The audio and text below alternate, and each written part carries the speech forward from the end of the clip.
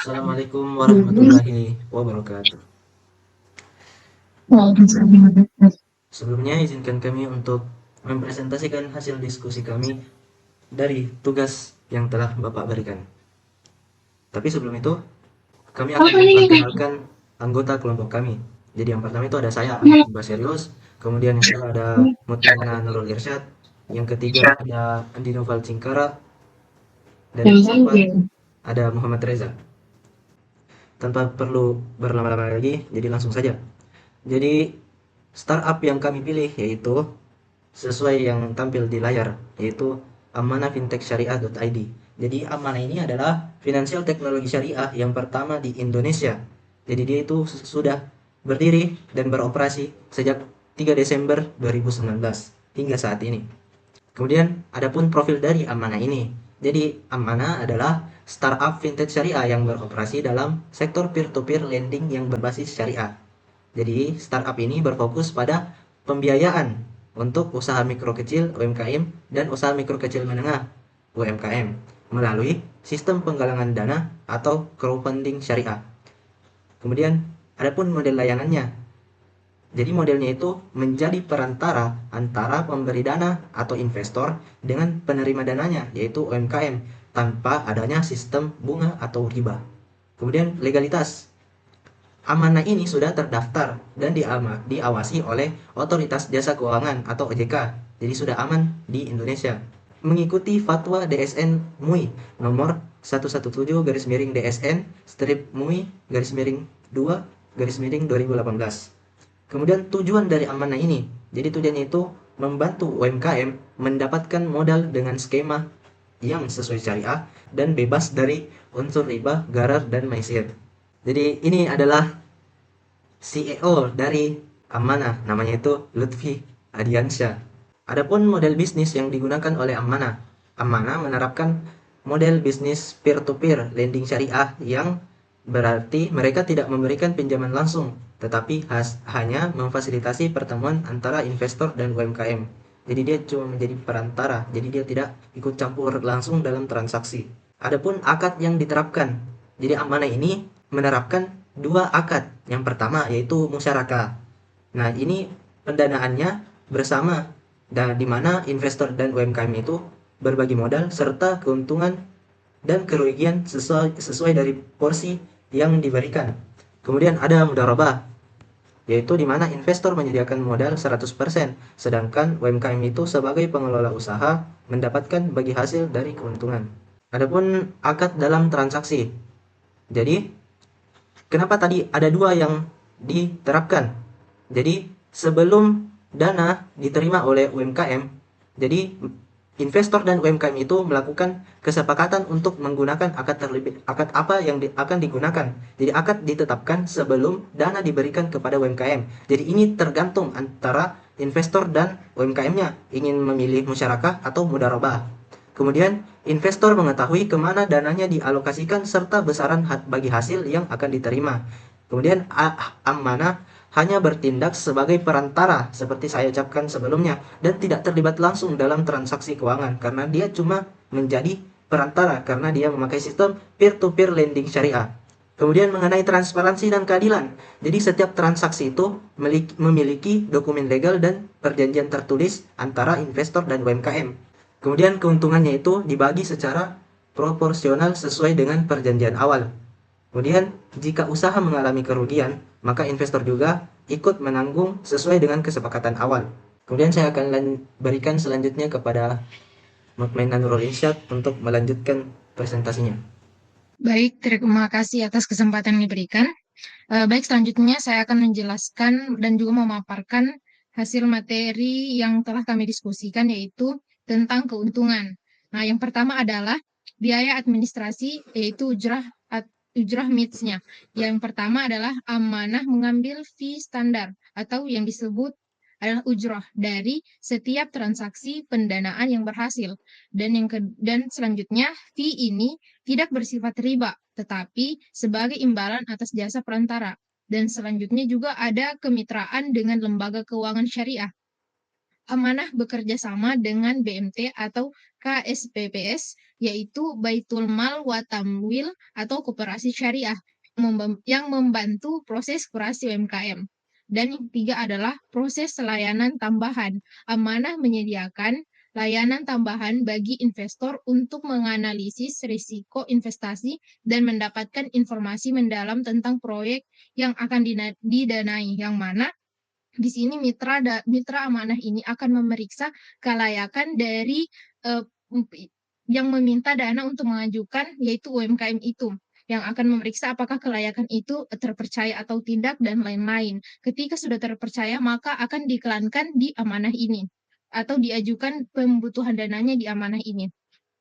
Dan selanjutnya adalah mengenai tentang kepatuhan hukum syariah dalam amanah ini, yang mana amanah memastikan setiap transaksi sesuai dengan hukum syariah dengan cara yang pertama adalah fatwa DSN MUI sebagai acuan, yaitu mengikuti fatwa nomor 117 garing DSN strip MUI garing 2 garing 2018 tentang vintage syariah. Dan yang kedua ialah diawasi oleh Dewan Pengawas Syariah atau DPS. Setiap transaksi ditinjau agar tetap dalam jalur syariah.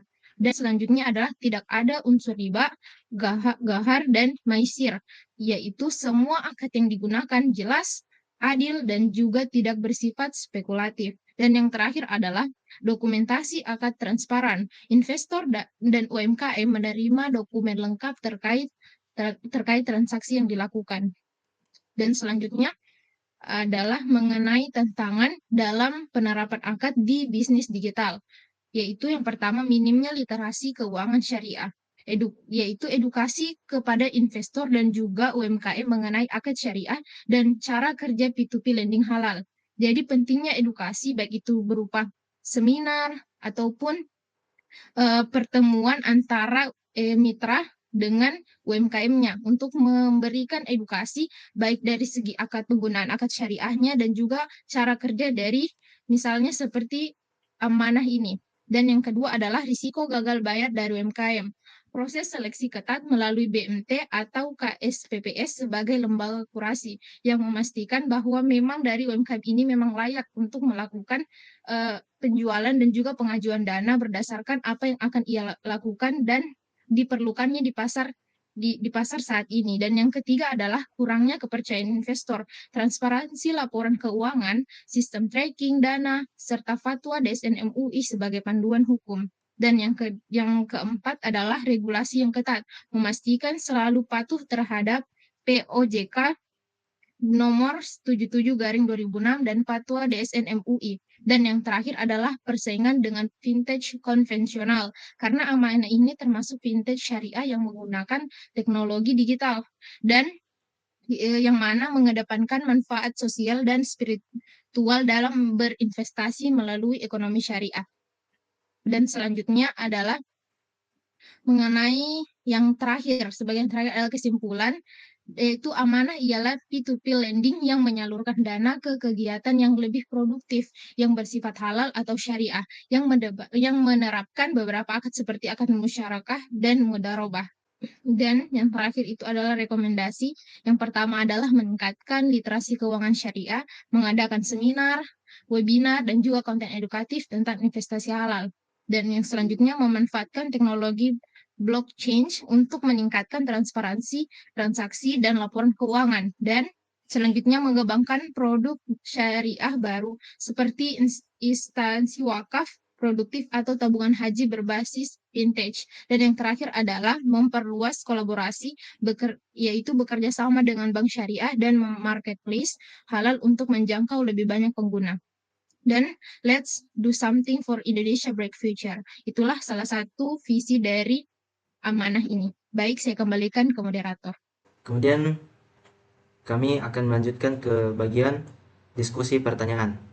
Jadi, adapun di sini pertanyaan yang telah Bapak sebelumnya cantumkan dalam worksheet kelompok. Jadi, sebelum ini pun kami juga telah melakukan diskusi. Adapun jawaban kami itu berada pada slide selanjutnya. Yang pertama itu, menurut Anda, akad muamalah mana yang paling cocok untuk diterapkan dalam bisnis syariah?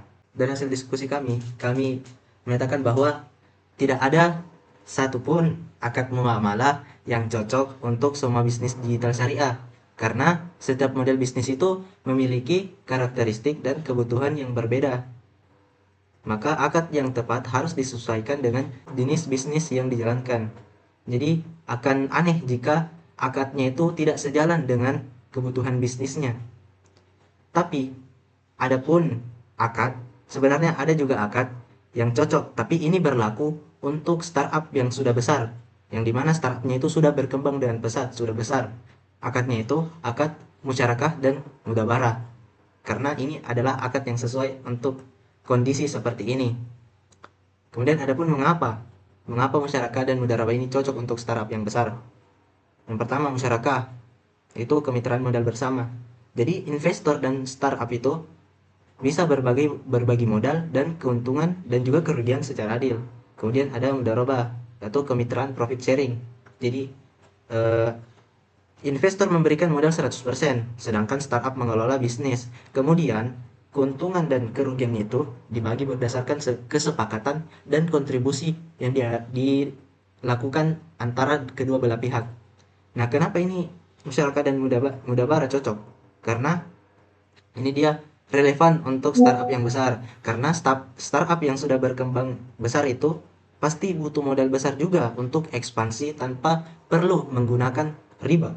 Kemudian ini pasti akadnya menarik bagi investor, khususnya investor syariah, karena menawarkan skema bagi hasil yang adil dan sesuai dengan syariah. Kemudian itu dengan akad ini eh, keuntungannya itu bisa lebih stabil dalam jangka panjang dibandingkan dengan pendanaannya itu pakai berbasis utang yang sering membebani bisnis dengan kewajiban tetap. Kemudian adapun jawaban nomor 2, apa tantangan terbesar dalam memastikan akad muamalah tetap relevan dalam era digital? Adapun tantangannya, pasti yang pertama itu minimnya pemahaman masyarakat tentang akad syariah. Nah, oleh sebab itu, maka adapun solusi, yaitu dengan melakukan edukasi intensif melalui media digital seperti webinar dan program literasi keuangan syariah. Kemudian yang kedua, tantangan yang kedua, startup pasti kesulitan menjaga transparansi dan kepercayaan dalam transaksi online. Karena dengan adanya online ini, pasti kemungkinan-kemungkinan kecil yang bisa terjadi bisa berubah menjadi kemungkinan besar karena adanya terhubung dengan internet. Pasti ada juga pihak-pihak yang tidak suka, seperti adapun pihak yang ingin meraup keuntungan sendiri dari bisnis seperti ini, seperti hacker yang bisa melakukan manipulasi data, mengubah kontrak dan sebagainya. Jadi adapun solusinya, yaitu mengimplementasikan smart contract yang berbasis blockchain untuk mencatat semua akad secara terbuka dan tidak dapat dimanipulasi. Nah, dengan adanya smart contract ini, maka kontraknya itu pertama setelah disetujui oleh kedua pihak. Kemudian smart contract inilah yang akan berjalan secara otomatis. Kemudian dia berbasis blockchain. Jadi dia aman, dia transparan sehingga semua bisa melihatnya dan juga dia terhubung dengan eh, transaksi sebelumnya. Seperti konsep blockchain kan, maka transaksi itu akan terhubung dengan blok-blok selanjutnya dan itu terhubung sampai blok transaksi yang paling awal. Maka akan sulit untuk di manipulasi. Kemudian tantangan yang ketiga itu regulasi yang masih berkembang dan beragamnya interpretasi fatwa. Jadi seperti di Indonesia ini, pastinya di Indonesia regulasinya itu masih berkembang dan masih terbatas dan juga banyak sekali interpretasi fatwa. Solusinya itu dengan harmonisasi regulasi dengan fatwa DSN MUI dan dukungan lebih ketat dari OJK dalam mendorong keuangan digital syariah. Kemudian tantangan yang keempat itu berkompetisi dengan vintage konvensional. Jadi ini akan bersaing dengan vintage konvensional. Jadi solusinya dengan kita yang berbasis digital ini pasti kita akan menawarkan keunggulan yang lebih, seperti karena sudah syariah berarti bebas riba. Kemudian karena teknologi pasti transparansinya lebih tinggi dan berbasis keberkahan untuk menarik banyak pengguna. Kemudian jawaban dan soal nomor 3 akan saya berikan kepada teman saya untuk menjawabnya. Baik, adapun soal nomor 3 yaitu bagaimana teknologi dapat membantu memastikan kepatuhan bisnis digital terhadap akad syariah. Yang mana hasil diskusi kami yaitu yang pertama, dua, yaitu yang pertama ialah automasi dan smart contracts, yaitu kontrak pintar. Nah, yang mana smart contracts ini adalah kontrak yang dieksekusi secara otomatis berdasarkan ketentuan yang telah disepakati sebelumnya. Jadi akan melakukan terbaik itu dari transaksi ataupun pembagian hasil nanti secara otomatis baik dari pemodal maupun maupun yang diberi modal. Jadi misalnya pada akad mudharabah atau musyarakah, smart contract ini dapat secara otomatis membagi keuntungan kepada investor dan UMKM sesuai dengan rasio yang telah disepakati tanpa memerlukan intervensi manual, sehingga mengurangi potensi kesalahan ataupun penyimpangan. Dan yang kedua adalah transparansi dan audit digital. Teknologi blockchain, seperti yang dijelaskan oleh rekan saya tadi, yang merupakan sistem yang transparan dan terdesentralisasi, dapat digunakan untuk merekam setiap transaksi yang terjadi di dalam ekosistem bisnis digital. Jadi setiap transaksi akan tercatat dalam sebuah ledger dan tidak dapat diubah sehingga memastikan transparansi dan juga keamanan dari data transaksi tersebut. Baik, mungkin cukup sekian, saya kembalikan kepada rekan saya. Baiklah, terima kasih dan sekian untuk presentasi kami. Mohon maaf jika ada kesalahan dan kekurangan. Billahi taufiq wal hidayah. Wassalamualaikum warahmatullahi wabarakatuh.